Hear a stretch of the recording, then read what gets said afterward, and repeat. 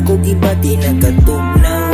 Wani na ako gidahom na maabot ka og kalit-kalit. Di tambis kinabuhi sagol-sagol kapait. Kaning gibating gidulaan ikaw unang nisalong sa kada storya ng manggawas. Ikaw perming giyawit nagsinabdanay dayon kitang duha kay nagpadayon ug nagubanay sa kalisod kitang duha ni uyon. Di matumpag at tunggong mabisan ila panglinugon. Nagdahimo na ang baga na dilit nila mapalong. Atod sa pila ka tuig na to na pag-ubanay ang kainit sa panahon ni bugnaw-bugnaw nagamay. Atong gihimo na pader kay huyang-huyang na di ay wala takabalok padung na di ay ta sa pagsulay. Di pangita permay sa kada adlaw. Di malikayan na mingaon sa imong tanaw. Tutok makalana yung nihinay nagalusaw. Asa naman ka ako gibati nagatugnaw. Ikaw ang gipangita permay sa kada adlaw. Di malikayan na mingaon sa imong tanaw. Tutok makalana yung nihinay nagalusaw. Asa naman ka ako gibati nagatugnaw. Asa naman ka